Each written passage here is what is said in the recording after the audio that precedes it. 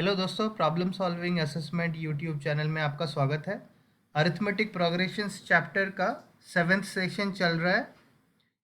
Exercise 5.3 के 13th questions solve हो चुके हैं। 14th क्वेश्चन से स्टार्ट करते हैं आज। Find the sum of the odd numbers between 0 and 50।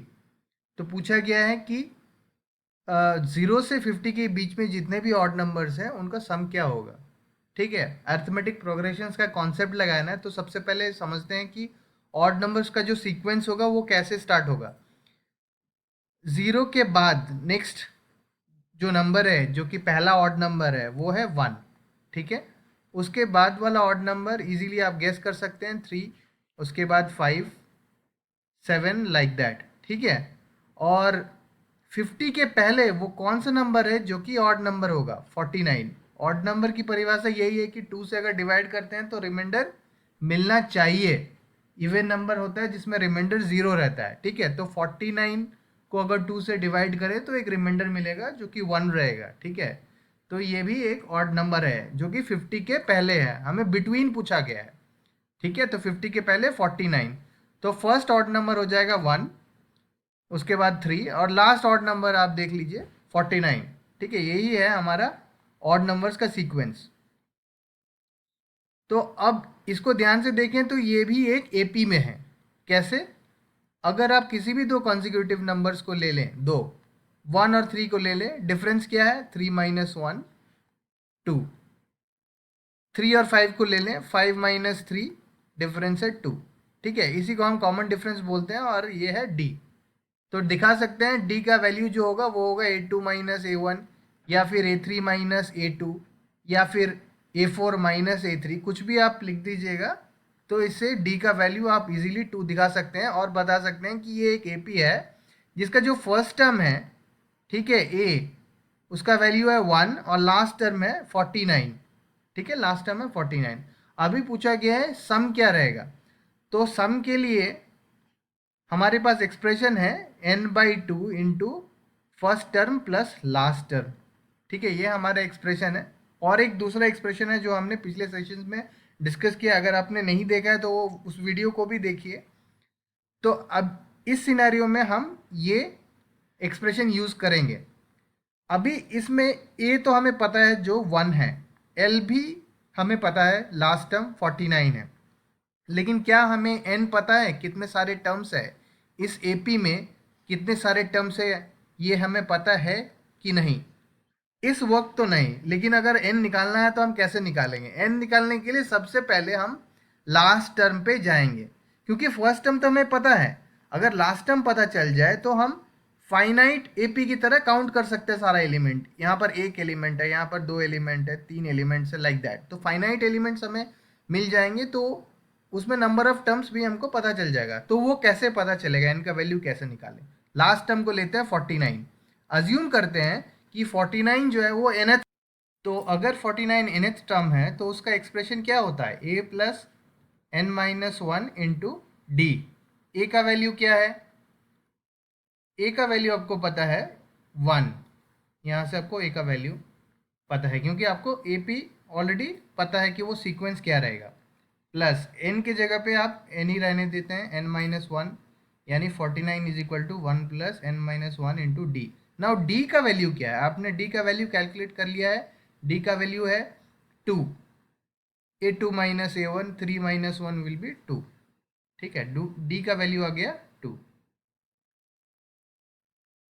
1 को लेफ्ट हैंड साइड में लेके चलते हैं तो आपको मिल जाएगा 48 equal to n minus 1 into 2, यानी n minus 1 is equal to 24, यानी n इज इक्वल टू 25। ठीक है, इसका मतलब ये है कि 25 ऑड नंबर्स हैं इस सीक्वेंस में जो आपने यहाँ पर लिखा है। 1 से स्टार्ट होता है और 49 उसका लास्ट टर्म्स है, ऑड नंबर सीक्वेंस। ठीक है, अभी आपको n का वैल्यू मिल गया 25, तो क्लियरली आप ये सम के एक्सप्रेशन में n का वैल्यू डाल सकते हैं 25/2 इंटू ए का वैल्यू है फर्स्ट टर्म 1 प्लस एल है 49 लास्ट टर्म, तो 25/2 इंटू 50।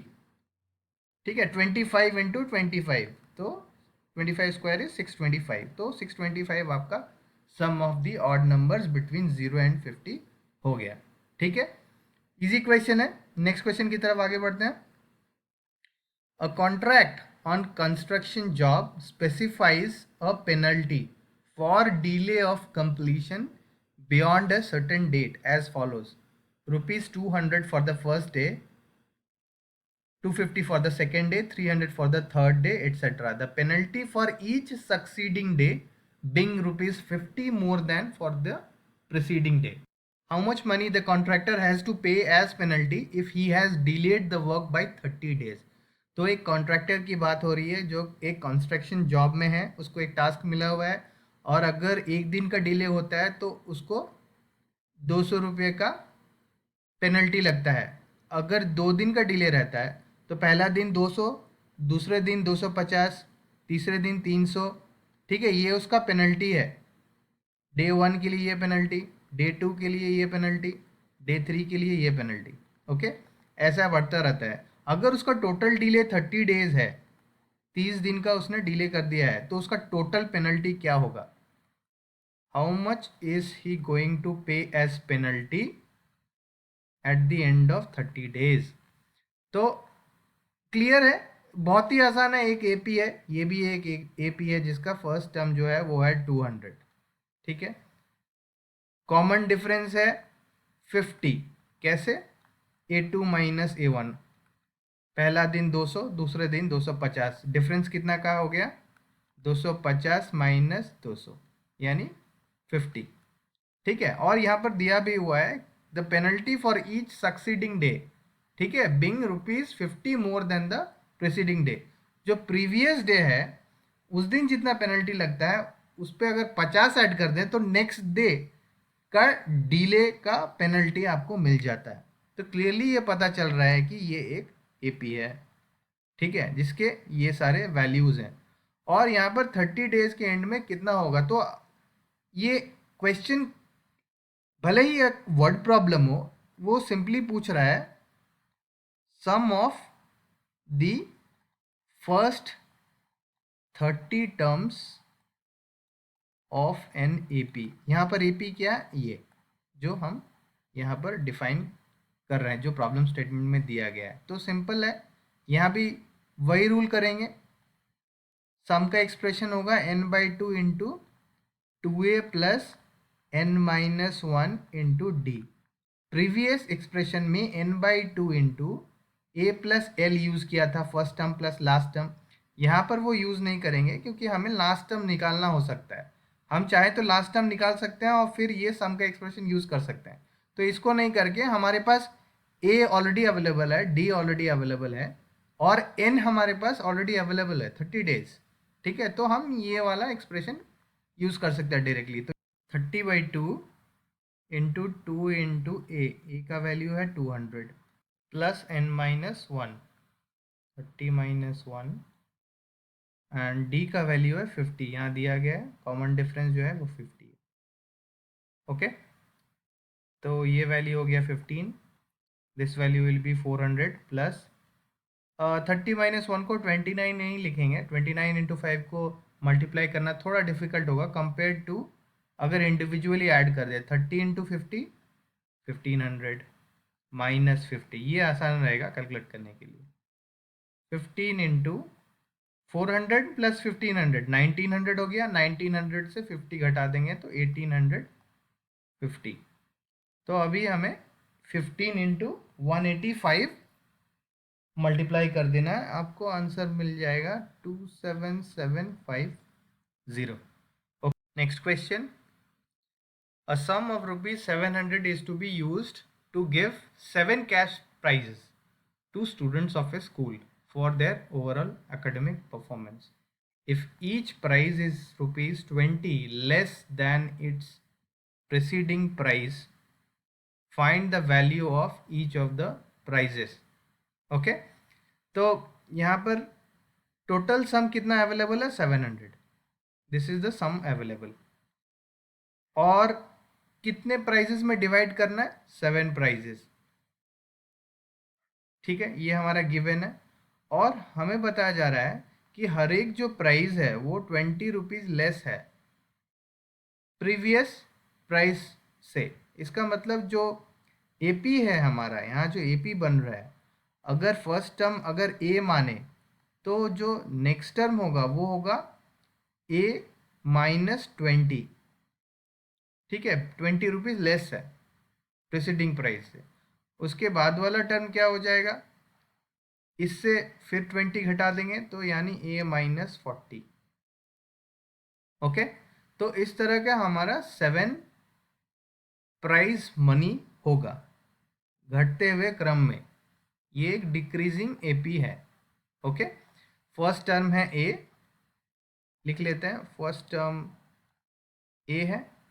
और हमारा जो कॉमन डिफरेंस है, कॉमन डिफरेंस क्या है, कॉमन डिफरेंस पॉजिटिव भी हो सकता है नेगेटिव भी हो सकता है। अगर वो पॉजिटिव हो तो एपी इंक्रीजिंग होगा, ठीक है। अगर नेगेटिव हो तो एपी डिक्रीजिंग होगा वैल्यू में। तो यहाँ पर डी का वैल्यू है -20, ठीक है, कॉमन डिफरेंस नेगेटिव है।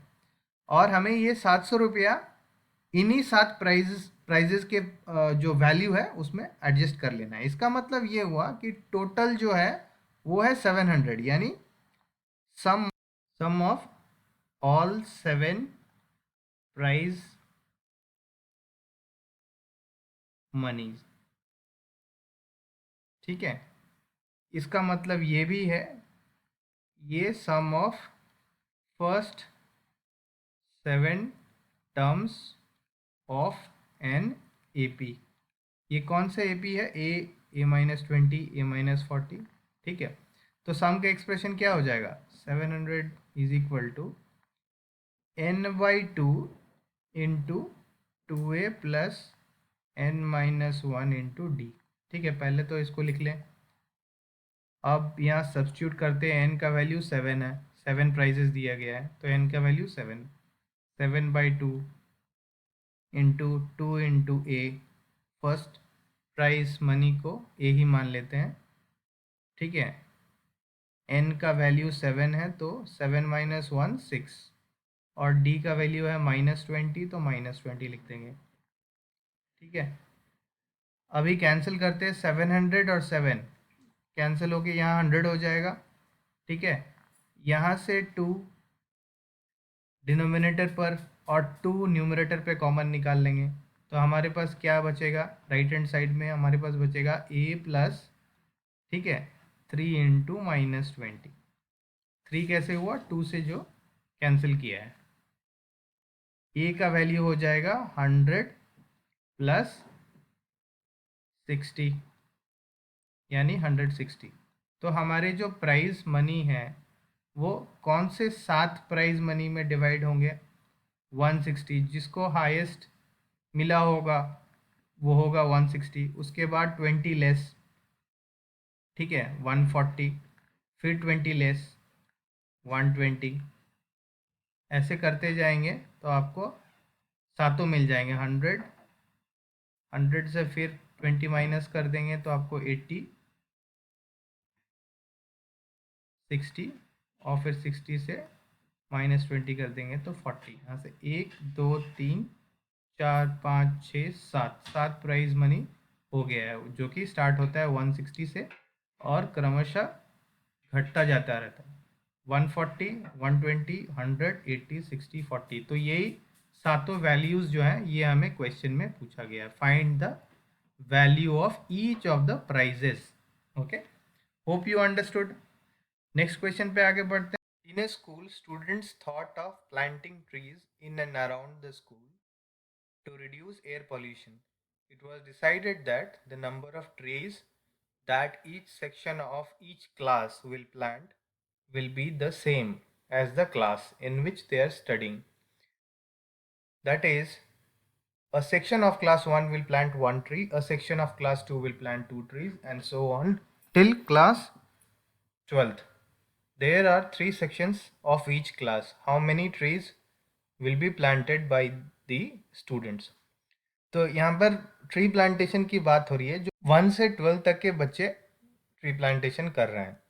तो क्लास 1 के बच्चे एक ट्री प्लांट करते हैं, ठीक है, और क्लास 2 के बच्चे 2 प्लांट्स, 3 के बच्चे 3 प्लांट्स, और 12 के बच्चे 12 प्लांट्स, ठीक है। और हर एक क्लास में 3 सेक्शन दिए गए हैं।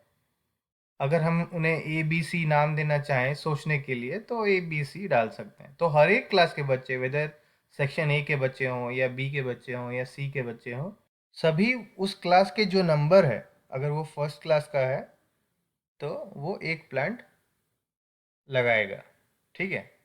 अभी 12 क्लास के बच्चे भी 12 प्लांट्स लगाएंगे, ठीक है। तो आप देखिए कि क्लास 1 में टोटल ट्रीज जो हैं वो कितना प्लांट हो रहा है, क्योंकि 3 सेक्शन है तो 3 into 1 ट्रीज को प्लांट किया जा रहा है। अगर क्लास 2 के बच्चे हैं और 3 सेक्शन है तो हर एक सेक्शन 2-2 करके प्लांट करता है, ठीक है। तो 3 सेक्शन कुल मिला के 3 into 2 प्लांट करेगा। तो ये है ट्रीज की संख्या, ठीक है, जो हम देख रहे हैं 3 into 1, 3 into 2। और 12 क्लास के बच्चे 3 into 12, क्योंकि 3 सेक्शन है तो 3 into 12। तो सिंपली हमें ये दिख रहा है कि ये एक एपी है जिसका नंबर्स कुछ इस तरह से है 3 into 1, 3 into 2, 3 into 3 और फिर आगे 3 into 12। ओके, तो फर्स्ट टर्म आपको दिख रहा है 3, सेकेंड टर्म आपको दिख रहा है 6 और लास्ट टर्म जो है वो आपको दिख रहा है 36, ठीक है। ये एक एपी है जिसका कॉमन डिफरेंस जो है सी डी कॉमन डिफरेंस, उसका वैल्यू क्या हो जाएगा, second term minus first term, A2 minus A1, यानी कि 6 - 3 विच इज इक्वल टू 3। इसका मतलब कॉमन डिफरेंस जो है वो है 3 और फर्स्ट टर्म है 3 और लास्ट टर्म है 36। तो टोटल ट्रीज कितने होंगे जो कि स्टूडेंट्स प्लांट करेंगे, वो सम के एक्सप्रेशन से मिल जाएगा। और सम का एक्सप्रेशन कौन सा है जो हम यूज़ करेंगे, n/2 इंटू ए प्लस एल, ठीक है। n का वैल्यू है 12, 12 क्लास हैं तो 12/2, ऐसे 12 टर्म्स हैं, ठीक है, 12 टर्म्स हैं। तो 12/2 इंटू फर्स्ट टर्म क्या हो जाएगा, फर्स्ट टर्म है 3, क्योंकि फर्स्ट क्लास के बच्चे 3 प्लांट वो लगाते हैं, ठीक है। हर एक सेक्शन वाला एक एक करके लगाएगा तो 3 सेक्शन 3 प्लांट। और 12वीं क्लास में जो पढ़ रहे हैं वो 12-12 करके लगाएंगे, 12 + 12 + 12 यानी 3 into 12 यानी 36 प्लांट्स लगाते हैं क्लास 12 के बच्चे। तो सिंपल है, ये बन गया 6 into 39, इतने सारे ट्रीज लग जाएंगे।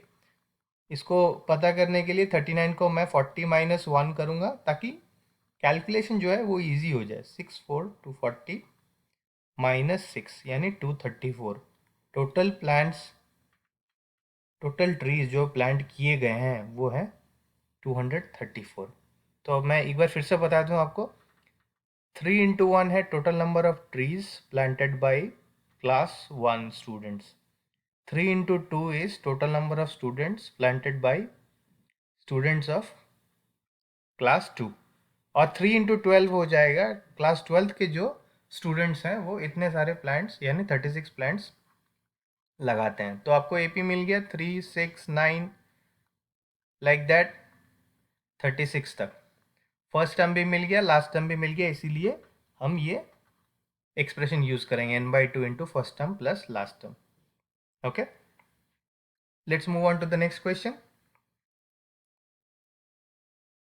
A spiral is made up of successive semicircles with centers alternately at A and B, starting with center at A, of radii 0.5 centimeter, 1 centimeter, 1.5 centimeter, 2 centimeter, as shown in figure 5.4. What is the total length of such spiral made up of 13 consecutive circles? ठीक है, तो questions भले ही कितना difficult लगे देखने में, figure के कारण ये और भी सिंप्लीफाइड हो जा रहा है, ठीक है। एक स्पाइरल दिया हुआ, इस तरह के शेप को हम स्पाइरल बोल रहे हैं। और ये स्पाइरल कैसे बना है, ये सक्सेसिव सेमी सर्कल से बना है। यानी आप देखिए ये जो L1 दिया गया है ये है length of first semi circle, ये पहला सेमी सर्कल है जिसको मैं अभी ऐसे मार्क कर सकता हूँ, ठीक है। ये सेमी सर्कल जो बनाया गया है इसका सेंटर क्या है A, ठीक है। अभी अभी अगर बी से ये सेमी सर्कल स्टार्ट हुआ और इस एंड तक पहुंचा, तो जो नेक्स्ट सेमी सर्कल है वो यहाँ से स्टार्ट होगा और बी को सेंटर मान के वो सेमी सर्कल कंप्लीट होगा, जो कि L2 से डेजिग्नेट किया गया। ठीक है, यानी हर एक सेमी सर्कल का एक रेडियस है जो कि दिया गया है 0.5 है, नेक्स्ट वाले का 1 सेंटीमीटर होगा, उसके बाद वाले का 1.5 सेंटीमीटर होगा और 2 सेंटीमीटर होगा। यहाँ जो सेंटर्स जो ऑल्टरनेट हो रहे हैं, पहले वाले का ए है, दूसरे वाले का बी है, फिर तीसरे वाले का वापस ए है, ये इसलिए दिया गया है ताकि इस तरह की फॉर्मेशन पॉसिबल हो। ठीक है, ये तो हुआ जो दिया गया क्वेश्चन में। अभी समझते हैं पूछा क्या गया है कि टोटल लेंथ क्या होगा। तो टोटल जो लेंथ होगा, if you think about this, total जो लेंथ होगा वो टोटल लेंथ क्या होगा, हर एक सेमी सर्कल का लेंथ का बराबर होगा। ठीक है, L1 plus L2 plus L3 plus ऐसे करते करते ये 13 तक जाएगा, क्योंकि 13 सेमी सर्कल्स बोल दिया गया। ठीक है, तो ये सारे टर्म्स का जो वैल्यू होगा वो होगा टोटल लेंथ, यही हमें निकालना है। अभी L1 का वैल्यू क्या होगा, एक सेमी सर्कल का वैल्यू क्या रहता है, length of semi circle. Length of semi circle आता है, आप अगर टोटल सरकमफ्रेंस सोचे किसी सर्कल का, अगर रेडियस r है तो उसका सरकमफ्रेंस क्या हो जाएगा, 2πr, यानी ये टोटल सर्कल का लेंथ है। ठीक है, टोटल सर्कल का लेंथ है।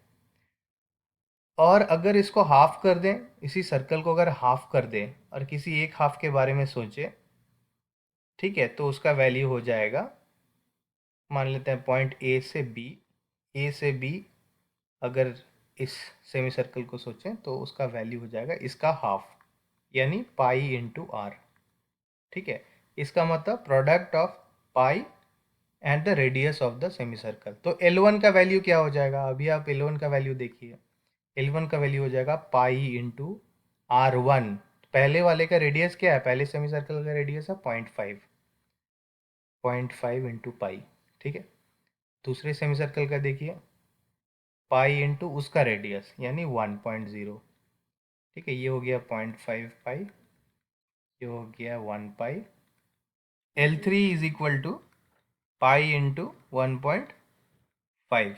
ठीक है, तो ये हो गया 1.5 पाई। उसके बाद वाला टर्म देख लेते हैं, L4 is equal to pi into 2.0 is 2 पाई।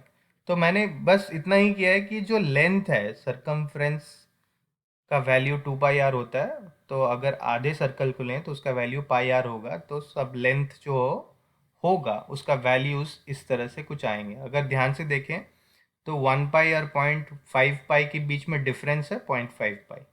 ठीक है, 1 पाई और 1.5 पाई के बीच में डिफरेंस जो है वो है 0.5 पाई। जो जो डिफरेंस है कंसेक्यूटिव टर्म्स का वो है same, which is D, common difference. तो हमारा कॉमन डिफरेंस का वैल्यू है 0.5 पाई।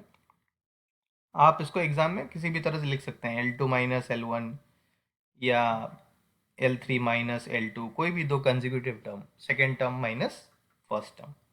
ठीक है, तो हमें पता चल गया तो कि ये जो लेंथ पूछा गया है ये एग्जैक्टली ये क्वेश्चन बन गया है अब sum of n terms of an AP का, ऑफ एन एपी।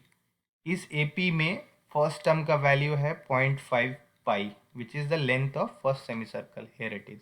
ठीक है, अब कॉमन डिफरेंस हमने निकाल लिया 0.5 पाई, दोनों इंसिडेंटली सेम ही है। और यहाँ जो n टर्म्स है, ये n टर्म का वैल्यू आ गया 13 टर्म्स, जो कि हमारा दिया गया है 13 कंसेक्यूटिव सेमी सर्कल्स। ठीक है, तो हमारा जो सम है उसका वैल्यू क्या हो जाएगा, 13/2 यानी n/2।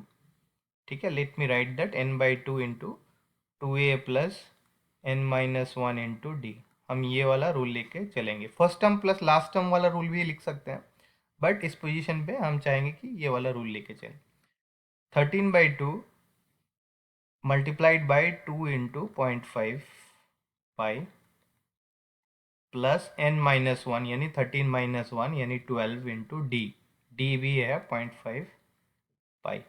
ठीक है, अभी सबसे पहला एक काम करते हैं कि पाई को बाहर निकाल लेते हैं, पाई को बाहर निकाल लेते हैं और यहाँ लिख देते हैं 13/2 2 into 0.5 will be 1 plus 12 into 0.5 will be 12 5 या 60 होता है तो 0.5 के लिए 6 होगा, ठीक है। पाई इंटू 13/2 इंटू 7, ठीक है।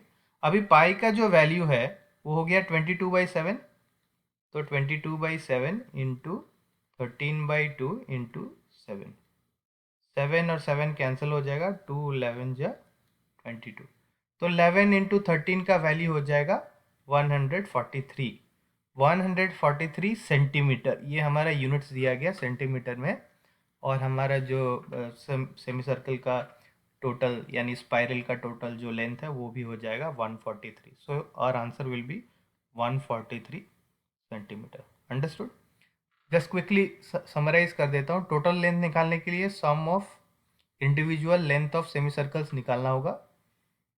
इंडिविजुअल सेमी सर्कल का लेंथ निकालने के लिए पाई इंटू आर है उसका फॉर्मूला, जो कि हमने देखे सरकमफ्रेंस, टोटल सरकमफ्रेंस का आधा होगा सेमी सर्कल के लिए, क्योंकि सेमी सर्कल आधा सर्कल है। तो 0.5 पाई, उसके बाद वाले का पाई, उसके बाद वाले का 1.5 पाई, और कॉमन डिफरेंस हम कोई भी दो कंसेक्यूटिव टर्म्स का जो डिफरेंस है वो देख रहे हैं 0.5 पाई। और यहाँ पर ये जो लेंथ है वो है sum of n terms of an AP, जिसका 13 टर्म्स है। फर्स्ट टर्म है 0.5 पाई, कॉमन डिफरेंस है 0.5 पाई। कैलकुलेट करेंगे, सिंप्लीफाई लास्ट में करेंगे और हमें वैल्यू मिल जाएगा 143 सेंटीमीटर्स, राइट। यूनिट लिखना जरूरी है। नेक्स्ट क्वेश्चन की तरफ बढ़ते हैं। 200 logs are stacked in the following manner: 20 logs in the bottom row, 19 in the next row, 18 in the row next to it, and so on. See figure 5.5. In how many rows are the 200 logs placed and how many logs are in the top row? ठीक है, अभी दिया गया है कि इस तरह से स्टैकिंग किया गया, रखा गया है लॉग्स ऑफ वुड्स का। टोटल लॉग्स हमारे पास अवेलेबल है 200, ठीक है। नीचे वाले बेस रो में 20 लॉग्स हैं, यहाँ 20 है, उसके बाद वाले में 19 है, ठीक है, ये 19 है, और फिर उसके ऊपर 18 है। इस तरह से एक एक करके लॉग्स कम होते जा रहे हैं, ठीक है। तो पूछा जा रहा है कि कितने सारे रोज होंगे, हाउ मेनी रोज, ये मेनी होगा, how many rows are the 200 logs placed, कितने सारे रोज हैं, और जो टॉप रो है उस पर कितने लॉग्स है, क्योंकि बॉटम रो का तो हमें पता है 20, और धीरे धीरे ये कम होता जा रहा है। तो ये कम होके जब 200 लॉग्स कंज्यूम हो जाएगा तो जो टॉप मोस्ट रो है उसका, उस रो में कितने सारे लॉग्स होंगे, ठीक है। तो हमें ये क्लियरली दिख रहा है कि भले ही क्वेश्चन थोड़ा डिफिकल्ट लग रहा हो, ये बहुत ही ज़्यादा आसान क्वेश्चन है, ठीक है। फर्स्ट टर्म है 20, उसके बाद वाला टर्म है 19, उसके बाद वाला है 18, ये एक एपी ही है, ठीक है। हमें इसका लास्ट टर्म पता नहीं है, ठीक है, एपी ही है, मगर इतना पता है कि फर्स्ट टर्म 20 है, और कॉमन डिफरेंस जो है वो A2 माइनस A1 आप कर दें, 19 minus 20, 19 minus 20 will be -1। Common difference negative है, इसका मतलब ये है कि एपी का जो टर्म्स है वो गिर रहा है, उसका वैल्यू जो है वो गिर रहा है, 20 19 18 एंड सो ऑन, ठीक है। इसीलिए कॉमन डिफरेंस नेगेटिव भी हो सकता है, जैसे कि हमने पहले सेशन में ही देखा था। उसके बाद क्या करेंगे कि जो सम है वो हमें दिया गया है 200। टोटल कितने लॉग्स हैं, टोटल 200 लॉग्स हैं, इनको इसी तरह से एडजस्ट करके रखना है, ठीक है। हमें सम का जो फॉर्मूला है वो हमें पता है, वो होगा S equal to n/2 into 2a plus n-1 into d. ये है सम का एक्सप्रेशन, ठीक है। फर्स्ट टर्म हमें मिल गया है 20, ओके, और हमें कॉमन डिफरेंस है -1, ये हमें पता है। n हमें पता नहीं है, लेकिन हमें सम पता है 200, तो हम यहाँ सब्स्टिट्यूट कर देंगे, इसके जगह पे 200, n को वैसे ही रखेंगे क्योंकि n हमें पता करना है। 2 इंटू ए का वैल्यू है 20 प्लस n-1 इंटू डी का वैल्यू है -1, ओके। ये हो गया 200 is equal to n/2 40 minus n plus 1, okay. इसको यहाँ पर लिखते हैं 200 इक्वल टू n/2, 40 प्लस 1 हो गया 41 माइनस n, इसका मतलब ये हो गया 400 तो n इंटू 41 माइनस n। इसको हम क्वाड्रेटिक इक्वेशन भी लिख सकते हैं, ओके। या फिर 400 को इस तरह से फैक्टराइज करें कि वो n और 41 माइनस n के फैक्टर्स में वो डिवाइड हो जाए, ठीक है। अगर क्वाड्रेटिक में लिखना चाहते हैं तो कुछ इस तरह से लिखेंगे, n square minus 41 n plus 400 is equal to 0, ठीक है। 400 को फैक्टराइज करते हैं, 400 4 इंटू 100 4 इंटू 25। ध्यान से देखिए 25 और 4 इंटू 4 16, 16 और 25 if you sum them up you will get 41। तो इसको ऐसे factorise 25n minus 16n plus 400 is equal to 0। n into n minus 25 minus 16 into n minus 25 equal to 0। तो n का वैल्यू जो है वो है 16 और n का वैल्यू है 25, ओके। n का वैल्यू 16 और 25, दो वैल्यूज आए हैं हमारे पास, ओके, ठीक है। तो अभी हमें डिसाइड करना है ये n इक्वल टू 16 और n इक्वल टू 25 में कौन सा ठीक है। अभी दूसरे क्वेश्चन पे जाते हैं, वो पूछता है how many rows are the 200 logs placed and how many logs are in the top row। तो टॉप रो में जो होगा, यानी ये जो 2019-18 का जो एपी चल रहा है उसका जो लास्ट रो है, ठीक है, जो भी वो लास्ट वैल्यू होगा, ठीक है, वो वैल्यू क्या होगा, उस वैल्यू को निकालने के लिए क्या करेंगे, उस वैल्यू को nth टर्म मान लेंगे n, क्योंकि हमने एज्यूम किया कि टोटल n रोज में वो लॉग्स फिट हो जाते हैं, ठीक है। तो उसको बोलते हैं nth टर्म का जो एक्सप्रेशन है वो क्या होगा, nth टर्म का एक्सप्रेशन यानी ए एन, उसका वैल्यू होता है a plus n minus one into d, okay.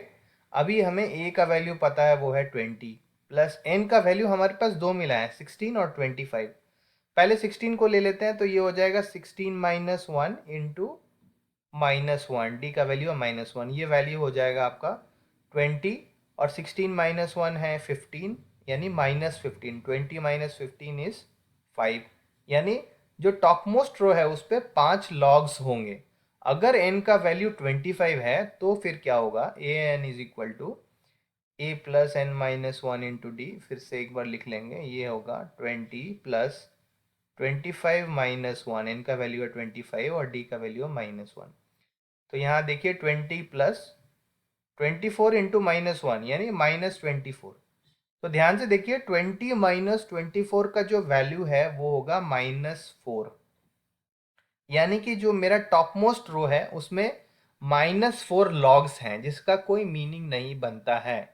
इसलिए हम क्या करेंगे, n इक्वल टू 25 का वैल्यू रिजेक्ट आउट कर देंगे, तो हमारे पास वैल्यू बच जाएगा 16। इसका मतलब the total number of rows is 16, rows is 16 and जो टॉप मोस्ट रो है, टॉप मोस्ट रो पे जो वैल्यू है वो होगा 5, 5 लॉग से शुरू होता है। इसका मतलब नीचे से अगर स्टार्ट करें 20 है, उसके बाद 19 होगा, उसके बाद 18 होगा, 17 होगा, like that it will go till top row which will have 5 logs, 5 logs होंगे उस पर। क्योंकि हमारा n का वैल्यू अगर 25 होता तो टॉप मोस्ट रो में -4 लॉग्स होते जो कि पॉसिबल नहीं है, इसीलिए n इक्वल टू 25 को रिजेक्ट आउट कर दिया, ठीक है।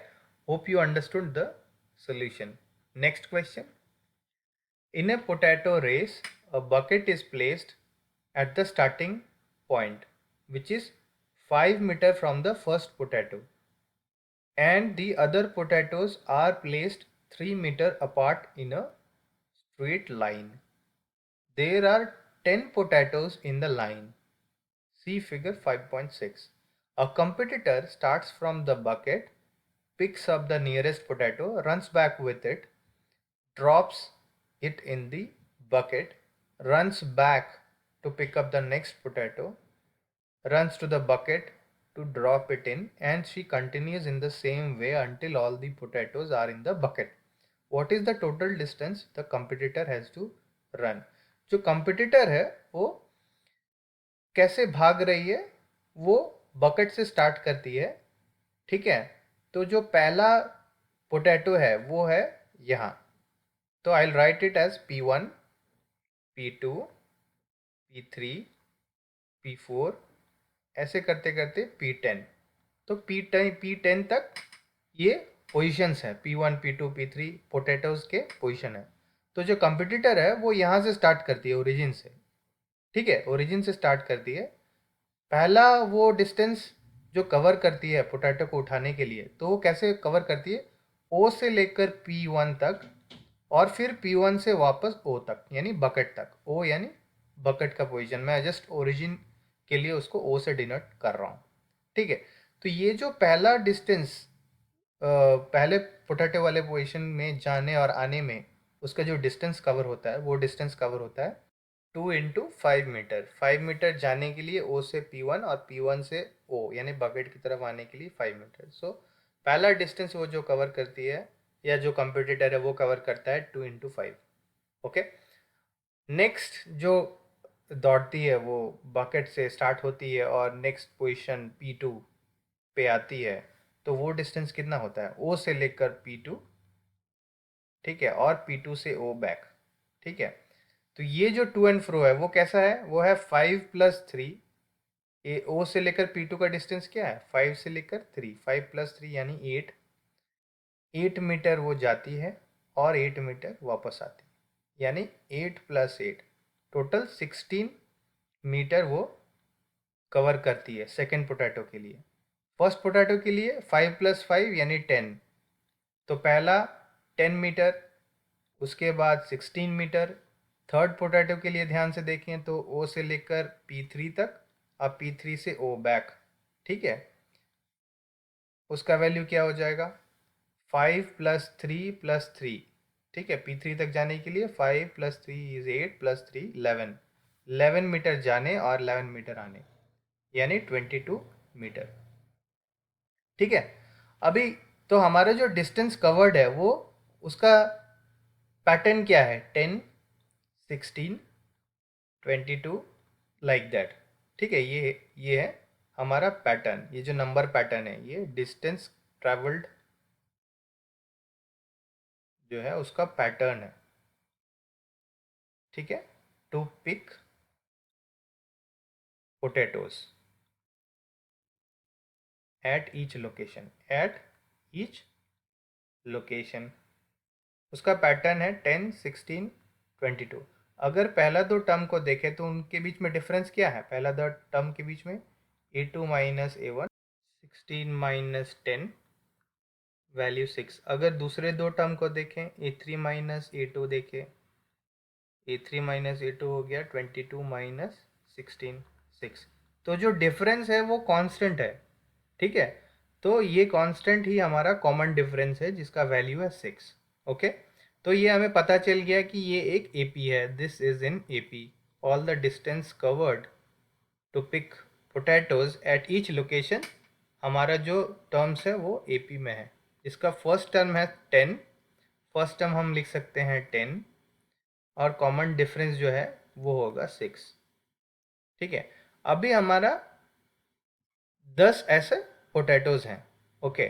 तो बोला गया है कि टोटल डिस्टेंस कितना कवर करना है, तो टोटल डिस्टेंस इस सीरीज में है और हमारे 10 टर्म्स हैं, ठीक है। Total terms are 10 terms, first term is 10।